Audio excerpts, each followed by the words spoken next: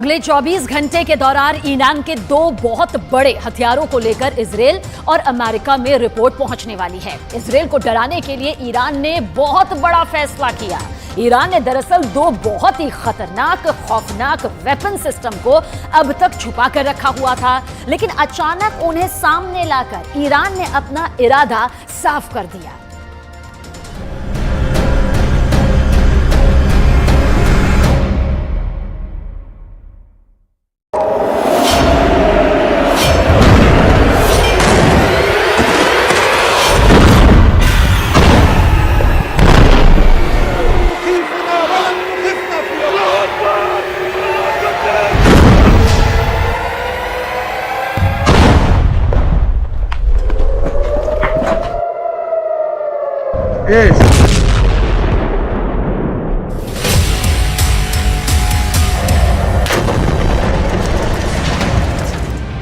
एक तरफ गाजा पर बमबारी हो रही है,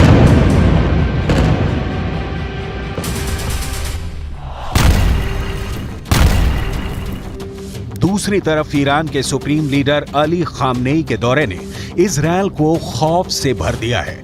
एक तरफ इजरायल पर बम गिर रहा है, दूसरी तरफ ईरान से आई इन तस्वीरों ने नेतन्याहू की सेना का दिल बैठा दिया है। एक तरफ गाजा से उठता धूल और बारूदी धमाके का धुआं है, दूसरी तरफ तेहरान का हाई प्रोफाइल अड्डा है जिस पर इजरायल से लेकर अमेरिका तक सबकी नजरें हैं। इस अड्डे में क्या है, उससे पहले गुस्से से उबलता हुआ पश्चिम एशिया देख लीजिए।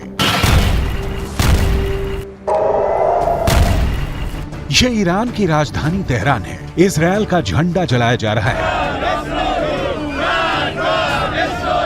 गाजा में बमबारी, करीब 13,000 लोगों की मौत और इनमें 5,000 बच्चों की लाशों को देखकर पूरा पश्चिम एशिया एक बड़े युद्ध की तरफ बढ़ता हुआ नजर आ रहा है।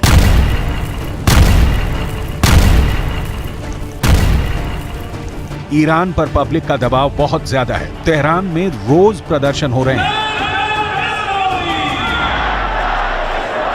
यही वजह है कि ईरान के सुप्रीम लीडर अली खामनेई को उस अड्डे पर जाना पड़ा जहां ईरान के सबसे खतरनाक हथियार रखे गए हैं।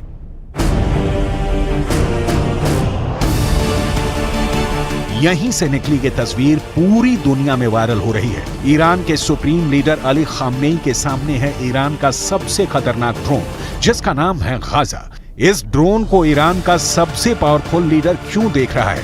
इस वक्त पूरी दुनिया में इसके मतलब निकाले जा रहे हैं।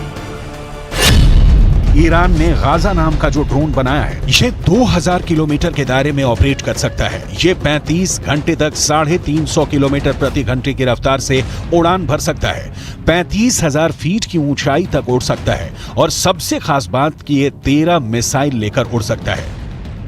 ईरान ने इस ड्रोन का नाम बहुत सोच समझ कर रखा है। 2021 में इस ड्रोन को लॉन्च करने के बाद अब इजरायल की बमबारी के बीच गाजा ड्रोन को दुनिया के सामने एक बार फिर लाना, ये ईरान की तरफ से बहुत बड़ा संदेश है।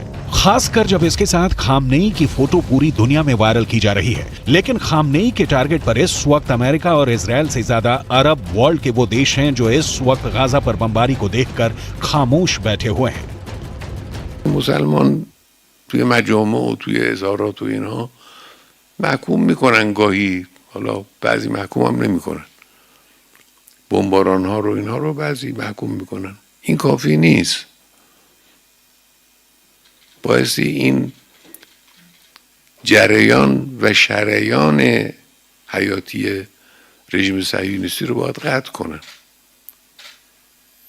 بایستی نگذارن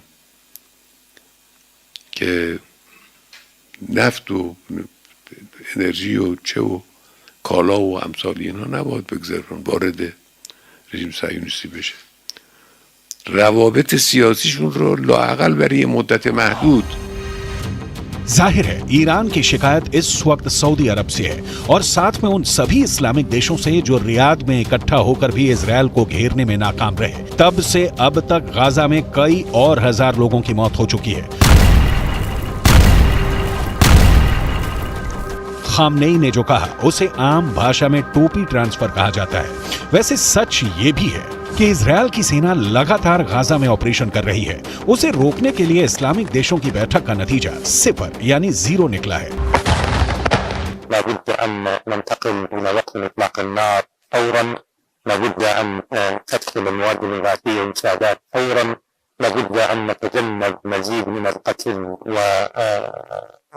والإيذاء للمدنيين، ورأينا أعداد مهولة من المدنيين تسقط حتى الآن، وما زالنا أمام تطورات خطيرة وأزمة إنسانية بل كارثة إنسانية خارقة تستوجب تحرك دولي فاعل للتعامل معها इस बीच इजरायल और अमेरिका को बड़ी चुनौती 4H से मिल रही है। ये चारों H इजरायल और अमेरिका के लिए बहुत बड़ा खतरा बन चुके हैं। इन चारों H के बारे में बहुत गौर से समझिएगा, क्योंकि इन चारों H को ईरान का पूरा समर्थन है।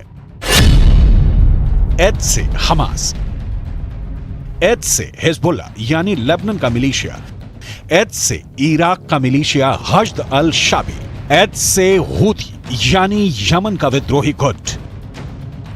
इस वक्त लेबनान और इजरायल के बॉर्डर पर ऐसा युद्ध चल रहा है कि गाजा में हो रहे हमले छोटे लगेंगे। ये इजरायल के कब्जे वाले इलाके में उसकी सेना के अड्डे की हालत है।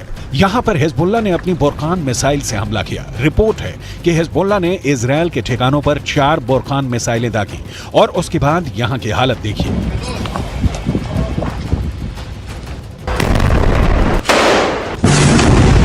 हिजबुल्लाह ने अपनी सबसे खतरनाक स्नाइपर फोर्स उतार दी है। हिजबुल्लाह ने अपने एंटी टैंक दस्तों को इजरायल की पोस्ट पर लगातार हमलों का ऑर्डर जारी किया है। इजरायल के कई शहर टारगेट पर हैं। गाजा में बमबारी के खिलाफ हिजबुल्लाह और हूथी दोनों ने अपने हथियार गोदाम खोल दिए हैं। यमन अब इजरायल के समुद्री जहाजों को भी टारगेट कर रहा है। लेकिन ऐसे हमलों और गाजा पर बमबारी जारी रखने के बीच नेतन्याहू ने अपना वॉर ट्रायंगल तैयार कर लिया है। नेतन्याहू के वॉर ट्रायंगल में सबसे बड़ा कोना गाजा में हमास का पूरी तरह खात्मा है। नेतन्याहू के वॉर ट्रायंगल में दूसरा बड़ा कोना लेबनान में हिजबुल्लाह का अंत है, जबकि नेतन्याहू के वॉर ट्रायंगल का तीसरा सबसे खतरनाक कोना है सीरिया, जहां से इराक का मिलिशिया हश्द अल शाबी इजरायल के बॉर्डर तक पहुंच सकता है। यही वजह है कि सीरिया पर इजरायल की एयरफोर्स ने हमले तेज कर दिए हैं। ये तीनों जगह इजरायल के बॉर्डर से लगी हुई हैं और इजरायल इन्हें अपने खिलाफ सबसे बड़ा खतरा मानता है। इस वक्त पश्चिम एशिया में जो भी हो रहा है वो 2 कैंपों के बीच चल रहा है। एक तरफ है इजरायल और अमेरिका और दूसरी तरफ है ईरान और उसके साथ ही मिलिशिया। जहान در برابر آمریکا متحد است. نفرت از آمریکا سراسر افکار عمومی عالم را فرا گرفته است. آمریکا امروز بیش از هر زمان دیگری در جهان منزوی است. این یک شکست سیاسی برای آمریکا. इजरायल के जवाबी हमलों को देखकर कोई भी नहीं कहेगा कि इजरायल अब पीछे हटेगा।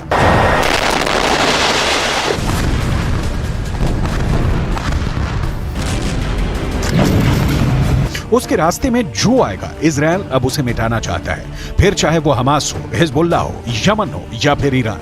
इजरायल का इरादा पक्का है, जो उससे टकराएगा चूर चूर हो जाएगा।